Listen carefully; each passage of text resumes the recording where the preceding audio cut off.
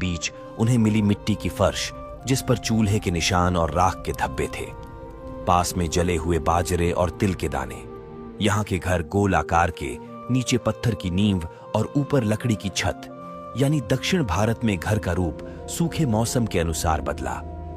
कुछ दशक बाद कर्नाटक के हैलोर में पुरातत्वविद संदारा की खुदाई में मिले मिट्टी के फर्श, दीवारों के अवशेष और पॉलिश किए हुए पत्थर के औजार, जो बताते हैं कि यहीं से डेक्कन नवपाषाण काल की शुरुआत मानी जाती है।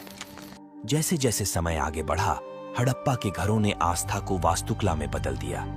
हर घर लगभग एक जैसी पकी ईंटों से बना था। नींव मजबूत, दीवारें मोटी और हर घर में केंद्र में एक खुला आंगन होता था जहां रोशनी और हवा आती थी। सड़कों के साथ साथ बनी ड्रेनेज सिस्टम इतनी उन्नत थी कि हर घर का गंदा पानी मुख्य नालों तक पहुंचता था। यह दुनिया की पहली संगठित सैनिटेशन सिस्टम मानी जाती है। लेकिन सवाल ये उठता है भाई, क्या हड़प्पा सभ्यता की आर्किटेक्चर की विशेषताएं बस इतनी ही थीं? क्या सिर्फ ईंटें, नालियां और कुएं ही उसकी पहचान थी, या उसमें कुछ ऐसा भी था जो आज के हमारे शहरों में भी नहीं मिलता? तो इसे जानने के लिए वीडियो के अंत तक बन रहे। हड़प्पा सभ्यता के पत्थर जैसे ही समय की धूल में दब गए, भारत में एक नया युग उभरा। वैदिक युग। इस दौर में जीवन का केंद्र अब घर नहीं, बल्कि गृहस्थ आश्रम कहलाने लगा। परिवार और समाज की नींव इसी पर टिकी थी। आर्कियोलॉजिकल एविडेंस बताते हैं कि इस समय लोग मिट्टी और लकड़ी के घर बनाते थे, जिनमें अग्नि का स्थान सबसे महत्वपूर्ण होता था। घर के भीतर एक कोना हमेशा चूल्हे या वेदी के लिए तय रहता, जहां घरेलू यज्ञ या आग पूजा की जाती थी। हर घर में पूजा, पाठ और रसोई एक साथ होती थी।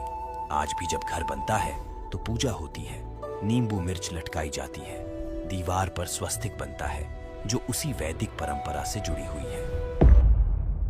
दोस्तों, अब हमने देखा कि कैसे इंसान ने अपने घर में देवी, विश्वास और अग्नि को स्थान दिया। दोस्तों, आज हम ऊंची ऊंची इमारतों में रहते हैं। हर घर के आगे सड़क है, हर सड़क के नीचे पानी की पाइप और बिजली की तारें। सब कुछ एक व्यवस्था में बंधा हुआ लगता है। लेकिन सोचिए जरा, जब इंसान ने पहली बार घर बनाए थे, क्या तब भी ऐसी ही योजना थी? क्या हजारों साल पहले भी लोग अपनी गलियों, सड़कों और घरों को इतनी सटीकता से बनाते थे? अगर मैं कहूं कि 5000 साल पहले भारत की धरती पर ऐसे शहर थे जिनकी योजना आज के किसी आधुनिक शहर से कम नहीं थी, तो क्या आप यकीन करेंगे? चलो दोस्तों, अब लौट चलते हैं समय की उस धूल भरी गलियों में।